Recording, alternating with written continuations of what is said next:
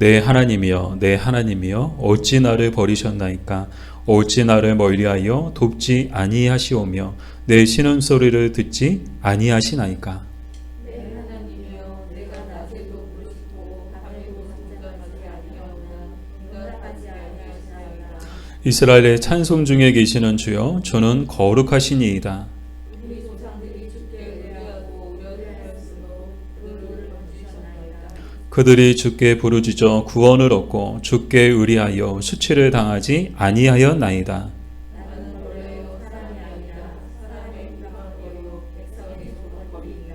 나를 보는 자는 다 나를 비웃으며 입술을 비죽거리고 머리를 흔들며 말하되 그가 여호와께 부탁하니 원하실 걸 그를 기뻐하시니 건지실 걸 하나이다.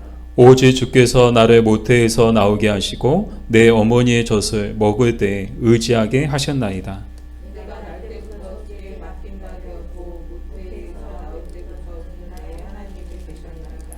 나를 멀리하지 마옵소서. 환란이 가까우나 도울 자 없나이다.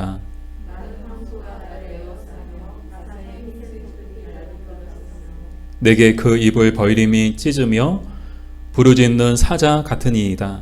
나는 물같이 쏟아졌으며 내 오른편은 거들어졌으며 내 마음은 밀랍 같아서 내 속에서 녹았으며 내 힘이 말라 질그릇 조각 같고 내 혀가 입천장에 붙었나이다. 주께서 또 나를 죽음의 진토 속에 두셨나이다. 그들이 나를 에워쌌으며 악한 무리가 나를 불러 내 수족을 찔렀나이다. 내가 내 모든 뼈를 셀 수 있나이다. 그들이 나를 주목하여 보고 내 배옷을 나누며 속옷을 제지고나이다. 여호와여 멀리하지 마옵소서. 나의 힘이시여 속히 나를 도우소서. 내 생명을 칼에서 건지시며 내 유일한 것을 그의 세력에서 도와소서. 나를 사자의 입에서 구하소서. 주께서 내게 응답하시고 들소의 뿔에서 구원하셨나이다. 내가 주의 이름을 형제에게 선포하고 회중 가운데서 주를 찬송하리이다. 아멘. 하나님 감사합니다. 저희들 사랑해 주셔서 오늘도 예배의 자리 주님의 보좌 앞으로 불러주셔서 감사합니다. 이 시간 하나님의 말씀 듣기 원합니다. 이 어둡고 사랑이 식어져가고 혼란스러운 이 나라 가운데 정말 우리 10년 가운데 또 우리에게 주시는 우리 교회에 주시는 하나님의 말씀을 듣고 그 말씀대로 살아갈 수 있는 저희들 되게 하여 주시옵소서. 예수님의 이름으로 기도드립니다. 아멘. 오늘 우리는 새 인물에 대해서 이야기하려고 합니다. 그래서 첫 번째는 욥, 두 번째는 다윗, 그리고 마지막으로 예수 그리스도. 그래서 이 세 인물에게는 공통점이 있는데 여러분 오늘 말씀을 통해서 이 세 인물의 공통점이 무엇인가를 잘 찾아보시기 바랍니다. 자, 먼저 욥에 대해서 이야기를 해볼게요. 자, 욥은 어떤 사람이었는가? 아들이 7에 딸이 셋이나 있는 정말 다복한 가정의 가장이었습니다. 뿐만 아니라 양과 소도 많이 있고 또 그 집에서 일하는 종들도 정말 많이 있었을 만큼 이 부유한 이 집안이었죠. 인간적으로 보면요, 정말 이 욥은요 모든 사람들이 부러워할 만한 그런 성공한 그런 사람이었습니다. 그런데 여러분도 아시는 것처럼 한날 한시에 모든 걸 다 잃어버렸죠. 마치 쓰나미가 모든 걸 집어삼키는 것처럼 인생의 쓰나미가 욥에게 찾아와가지고 다 쓸어가 버렸어요. 뭐 자식이고 재산이고 다 쓸어가 버리고 설상가상 원인을 알 수 없는 이 피부병까지 찾아와서 정말 그를 괴롭게 하는 것을 우리가 보게 되죠. 철학자 니체는 인간에게 가장 좋은 일은 무엇인가? 첫째, 태어나지 않는 것이다. 둘째, 일찍 죽는 것이다. 저는 이 말이 되게 인상적이더라고요. 인간에게 가장 좋은 일 두 가지가 있는데 첫 번째는 태어나지 않는 거래요. 두 번째는요, 일찍 죽는 거래요. 어쩔 수 없이 태어났다면 일찍 죽는 게 인간에게 가장 좋은 일이다. 그럼 왜 이렇게 말했을까? 그만큼 삶이 괴롭고 힘들기 때문이다 라는 것을 우리는 알 수 있죠. 어쩌면 욥도 자신에게 지금 가장 좋은 일은 빨리 죽는 것이라고 생각했을지도 모릅니다. 그래서 욥도 자신의 생일을 저주하잖아요. 차라리 태어나지 않았으면 얼마나 좋았을까. 이 마음속에, 그 마음속에 정말 죽고 싶을 만큼 괴로웠던 것이죠. 육체적으로도 정신적으로도 욥은 큰 고통에 시달려야 했습니다. 그러나 욥을 더 괴롭게 한 것은 따로 있었는데 바로 욥의 세 친구들과 이 하나님의 침묵이었죠. 이 욥의 세 친구들이 있었어요. 이 세 친구들이 욥의 소식을 듣고 욥에게 찾아온 거예요. 나름 이제 위로해 주러 찾아온 것이죠.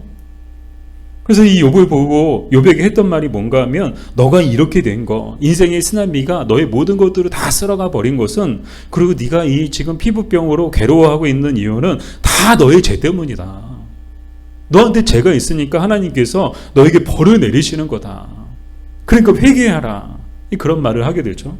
그러나 욥은 동의할 수 없었습니다. 욥은 지금까지 정말 살아오면서 하늘을 우러러 한 점 부끄럼 없이 살아왔기 때문이죠. 근데 이것은 뭐 근거 없는 자신감이 아니었어요. 뭐 근자감이라고 하자요? 근자감이라고 하던가요? 근거 없는 자신감이 아니었어요. 이것은요, 하나님께서도 인정해 주시죠. 욥기 1장 6절. 욥기 1장 6절을 같이 한번 읽어볼까요?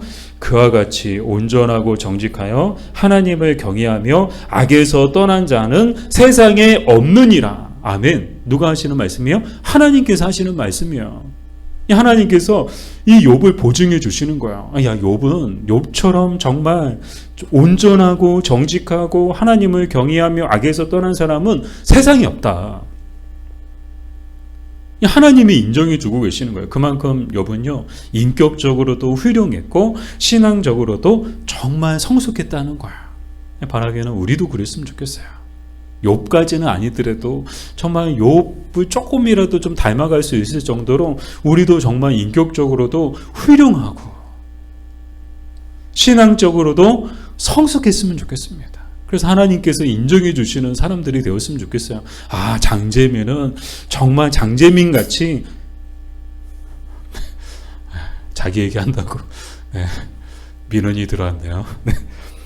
김민정은 정말 김민정같이 온전하고 정직하여 하나님을 경외하며 악에서 떠난 자가 없다. 하나님이 인정해 주시는 사람들. 바라기는 우리 성도님들 모두가 다, 우리 천옥석, 이윤선, 배정분, 우리 강미나 신정혜, 다 정말 하나님께서 다 인정해 주시는 사람들. 그래서 하나님이 보증해 주시는 사람들. 그래서 인격적으로도 정말 훌륭하고 신앙적으로도 정말 성숙한 우리가 되었으면 좋겠습니다. 자, 근데 이 욥은 자신에게 이런 비극이 찾아온 것을 납득하기 어려웠어요. 욥도요, 아무리 욥이지만 하나님이 왜 나에게 이런 시련을 주시는지, 왜 나에게 이런 비극이 찾아왔는지 정말 납득하고 이해하기 어려웠죠. 그럼에도 불구하고 욥은 하나님의 뜻이 있겠지라고 생각하고 이 모든 것들을 그대로 다 받아들입니다. 단 한마디도 하나님 앞에 원망하거나 불평하지 않았어요. 주신 분도 하나님이시고 취하신 분도 하나님이시다. 단 한마디도 하나님을 원망하거나 불평하지 않았어요. 그리고 욥은요, 눈물로 하나님 앞에 기도했습니다. 근데 그를 더 괴롭게 한 건 뭐였어요? 하나님의 침묵이었어요. 아무리 하나님을 불러도 밤이고 낮이고 하나님을 찾아도 하나님 왜 그러신 건가요? 왜 나에게 이런 시련을 주시나요? 도대체 하나님의 뜻은 뭔가요? 계속해서 하나님을 부르고 하나님 어디 계신가요? 하나님 뭐하고 계신가요? 하나님 저를 잊으셨나요? 하나님 저를 버리셨나요? 욥의 간절한 기도에도 하나님은 침묵으로 답하셨습니다. 욥은요, 육체적 고통과 정신적 고통에 더하여 이제는 하나님의 침묵이라는 영적인 고통까지 이 3중고를 겪어야 했습니다. 그럼에도 참 욥은 욥이에요. 아무리 불러도 대답 없는 하나님이셨지만 욥은 포기하지 않았어요. 끝까지 눈물로 하나님 앞에 기도했고, 그리고 그 믿음으로 정말 그 모든 괴로움의 시간들을 견뎌냈습니다. 버틴 거예요. 믿음으로 끝까지 하나님 앞에 기도하면서 정말 하나님이 응답해 주실 때까지, 하나님이 도와주실 때까지, 하나님이 나타나실 때까지 믿음으로 그 모든 시간들을 버티고 견뎌낸 줄 믿습니다. 그리고 결국에는 믿음대로 되었습니다. 하나님께서 침묵을, 오랜 침묵을 깨시고 드디어 나타나셔서 드디어 말씀해 주시죠. 그리고 욥은 모든 시험에서 승리하게 되었습니다. 이 눈물이 기도가 되었고, 이 기도가 찬송이 되었습니다. 자, 여기까지가 욥의 이야기고요. 두 번째로 다윗에 대해서 이야기해 볼게요. 자, 시편 22편은 오늘 우리가 보고 있는데, 시편 22편도 다윗의 시예요. 우리가 잘 알고 있지만 다윗도 지금 인생의 최대의 시련 가운데 정말 그 시련 한가운데 있죠. 인생의 쓰나미가 다윗에게도 찾아와가지고 모든 걸 다 잃어버렸어요. 이 다윗도 지금 홀로 남겨졌어요. 뭐 아무도 주변에 없어요. 다윗을 도와줄 사람도 없고 다윗 편도 없고 다윗을 지지해주는 사람들도 없고 철저하게 다윗 홀로 남아있죠. 그리고 다윗도 정말 육체적으로 정신적으로 극심한 고통 가운데 시달렸는데 낮에는 공황장애와 대인기피증에 시달리고 밤에는 우울증과 불면증에 시달려야 했습니다. 단 하루도 몸과 마음이 편한 적이 없어요. 그런데 그를 더 괴롭게 한 건 뭐였는가? 바로 사람들의 말과 하나님의 침묵이었습니다. 사람들은 하나같이 다윗을 향해서 뭐라고 얘기했어요? 욥의 세 친구들이 욥에게 했던 것처럼 똑같이 얘기하는 거예요. 너가 이렇게 고난을 당하는 것은 다 하나님 앞에 죄를 지어서 그렇다. 하나님께서 너를 벌하시는 것이다. 하나님께서 너를 버리셨다. 사울 왕이 너를 그렇게 죽이려고 하는 것도 다 너가 하나님 앞에 죄를 지었기 때문에 그런 거다. 정말 아무것도 모르면서 얼마나 많은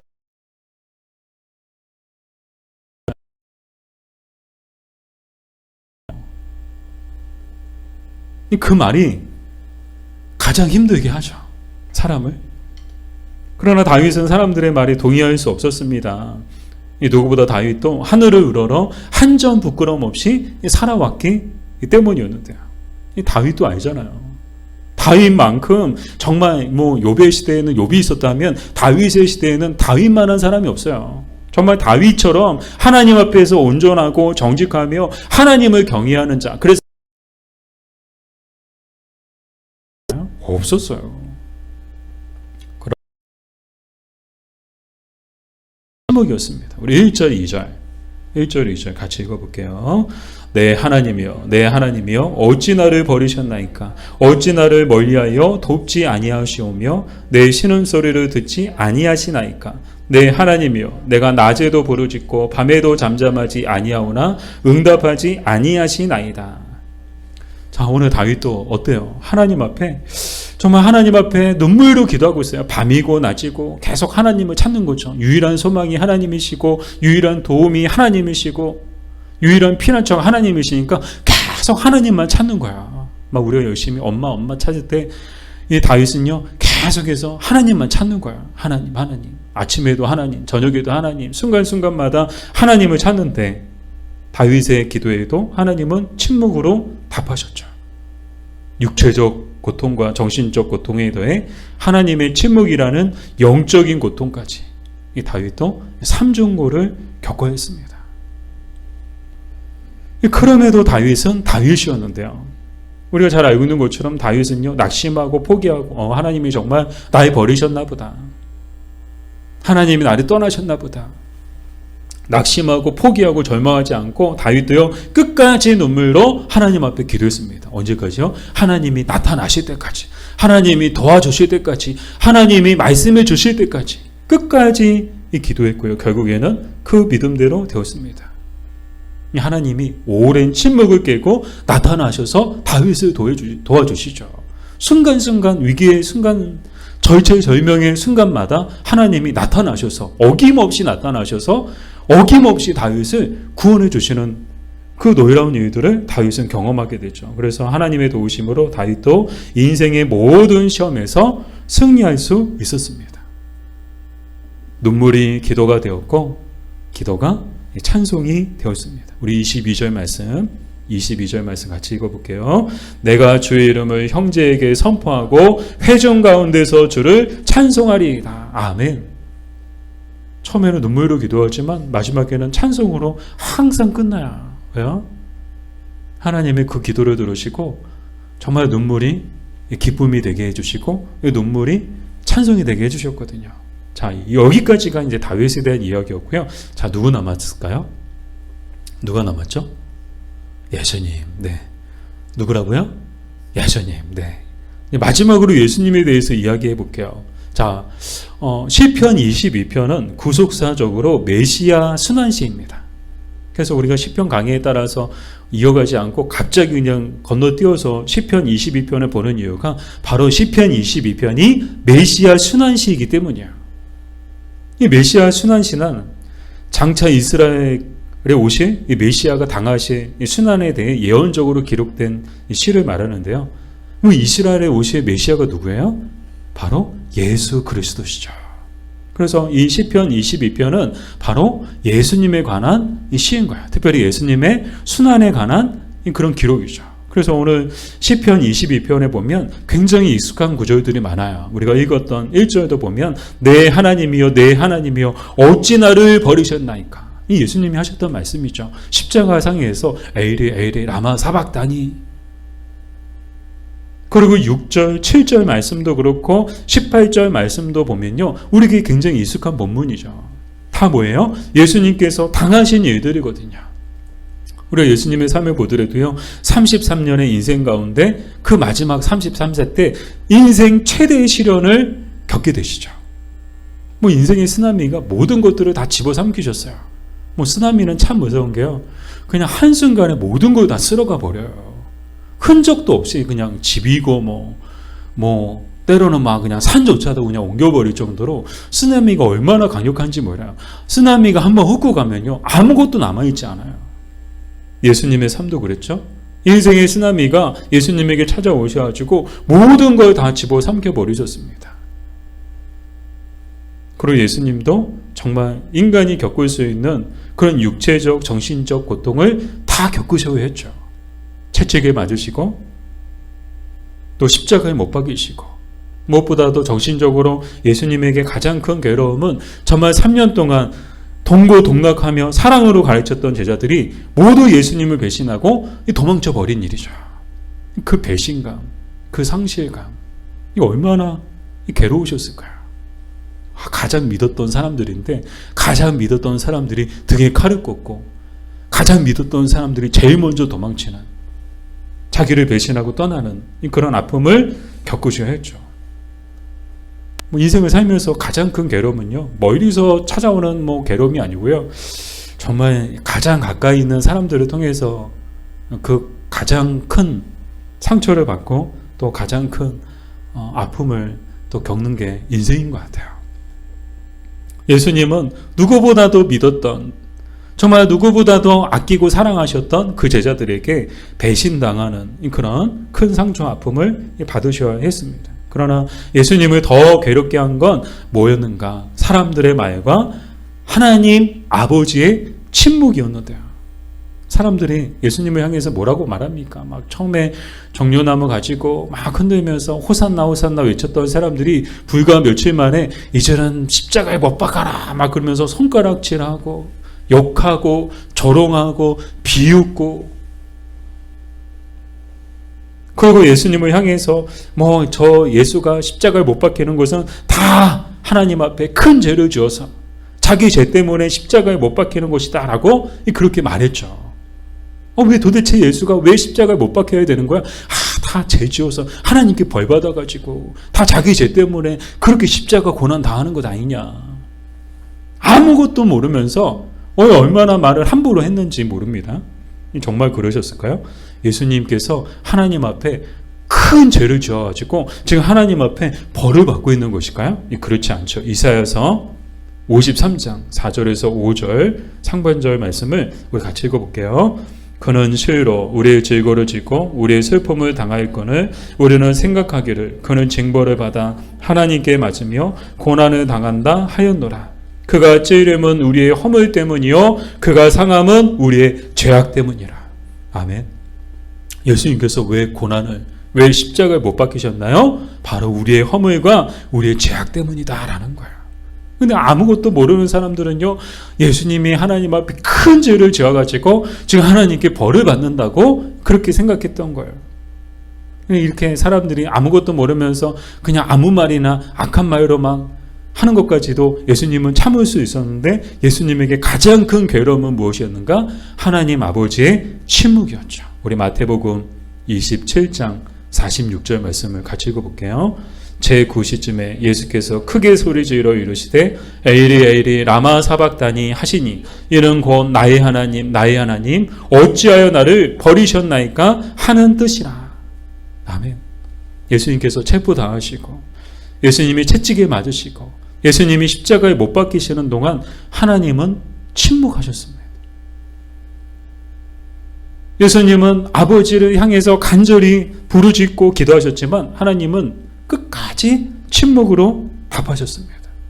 여기서 우리는 예수님도 육체적 고통, 정신적 고통 뿐만 아니라 하나님 아버지의 침묵이라는 영적인 고통까지 당하셨음을 우리는 발견하게 되죠.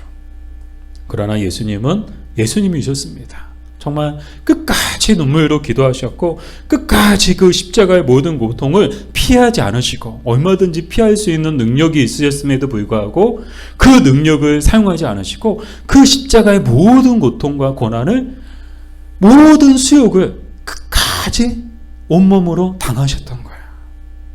사람들이 욕하건 사람들이 비웃건 사람들이 조롱하건 막 못에 찔려서 몸이 괴롭고 죽을 지경 죽고 싶을 만큼 괴로우셨음에도 불구하고 예수님은 끝까지 그 모든 고통을 참으셨다는 거예요.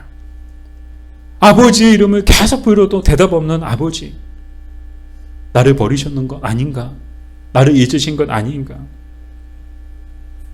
그럼에도 불구하고 예수님은 그 모든 고통 속에서 정말 눈물의 기도로 그 모든 고난과 그 모든 괴로움을 끝까지 견뎌내셨는데 그 이유는 뭔가 십자가의 모든 고통을 다하는 것만이 그를 보내신 하나님 아버지의 뜻을 이루는 것이요 세상을 구원하는 유일한 길임을 아셨기 때문이었습니다. 우리 이사야서 53장 5절 하반절부터 6절까지의 말씀을 같이 읽어볼게요. 그가 징계를 받음으로 우리는 평화를 누리고 그가 채찍에 맞음으로 우리는 나음을 받았도다. 우리는 다 양 같아서 그릇 행하여 각기 제게로 갔거늘 여호와께서는 우리 모두의 죄악을 그에게 담당시키셨도다. 아멘. 결과적으로 예수님, 그 예수님의 십자가 고난을 통해서 정말 우리가 얻은 것이 뭐예요? 우리는 평화를 얻게 되었고 우리는 나음을 얻게 되었다는 것이죠. 예수님은 그것을 다 아셨습니다. 사람들은 몰랐지만 예수님은 다 아셨던 거예요. 그래서 끝까지 그 정신적, 그 육체적, 그 영적 고통까지도 다 당하셨던 것이고요. 그리고 결국에는 승리하셨습니다. 예수님이 십자가에서 숨을 거두실 때 드디어 하나님께서 긴 침묵을 깨고 나타나셨죠. 그 증거가 뭐예요? 성소의 휘장이 뒤로 찢어지는 그런 일이 일어났다고 하고 또 성경에 보면 땅이 진동하며 바위가 터지고 무덤이 열리며 자던 성도의 몸이 일어났다는 거예요. 이게 뭐예요? 하나님이 긴 침묵을 깨고 나타나셨다는 거예요. 그리고 하나님 아버지의 뜻을 예수님은 다 이루셨습니다. 기쁨으로 세상을 떠나셨습니다. 눈물이 기도가 되고 기도는 찬송이 되었습니다. 여기까지가 예수님에 관한 이야기예요. 자, 우리가 세 인물을 살펴봤어요. 욥, 다윗, 예수 그리스도. 여러분 공통점을 찾으셨나요? 네.